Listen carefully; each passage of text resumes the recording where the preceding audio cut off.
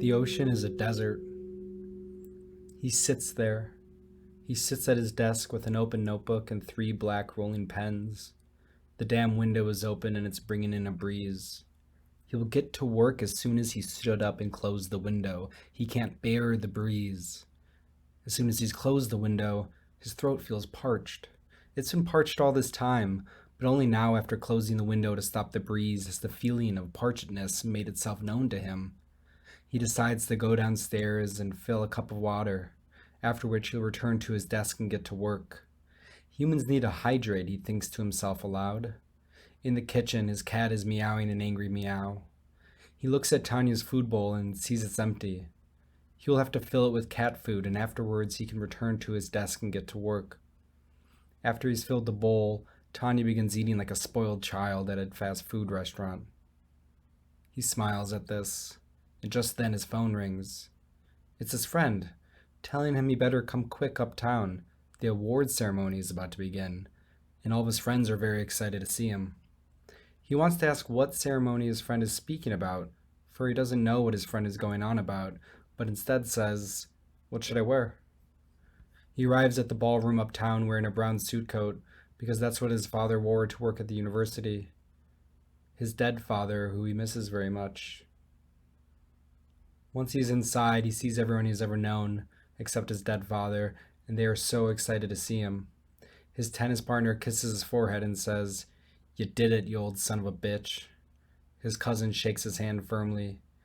His ex-girlfriend cries and hugs him and says, "I forgive you for everything." Even his childhood priest is there. The priest embraces him and says, "Put your faith in the Lord and nothing is impossible." His best friend from middle school, Steve, approaches him and begins giving him a noogie. Steve's eyes water. He says, "Me? I'm nothing. But not you. You've really done it. I'm so proud of you. Don't worry about me, I'll be fine. I don't know what I'll do about Janet, but I'll figure it out. I promise you, just celebrate, you killjoy." Why that look on your face? This is your day. I'm so goddamn proud of you. Last week I was mad because you weren't returning my calls, but today I see the big picture, the 360 view. I see what you're up to this whole time. I'm proud to call you my friend. He blinks. Steve says, "Well, it's time now, isn't it?" Suddenly, everyone starts cheering and he's thrust up to a podium. Next to the podium is a blown-up cardboard image of a novel named American Crass, and it has his face on it. He's confused. He'd only thought of that title last week. The cover is a beach with sweeping white sand bordering a waveless sea. A beach he hasn't seen since chucking oysters with his grandfather in Maine as a young boy. An old, distinguished-looking man joins him on stage and hands him a gold medal. "You've really done it, kid. You've written the novel of the decade." The old man turns to the crowd. "Or should I say the novel of the century?" With this, the crowd explodes in cheer. They start chanting his name. He sees his widowed mother in the crowd. She's crying and mouthing the words, "I love you so much. He would be so proud." He stands at the podium and the crowd goes silent, waiting for his speech. He wipes his eyes with his shirt. He clears his throat and says, I don't know what to say.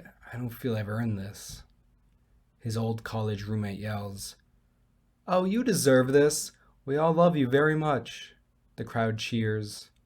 He looks at the gold medal and his face on the cardboard cutout. For a moment, he tries to feel it. To feel what all this love and admiration would make him.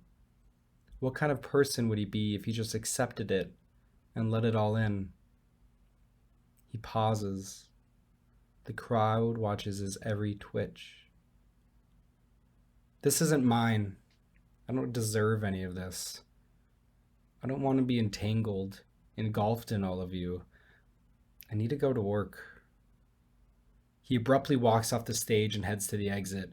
His mother yells after him, "You deserve this. We all know you do. Why can't you see that?" The crowd boos and hisses.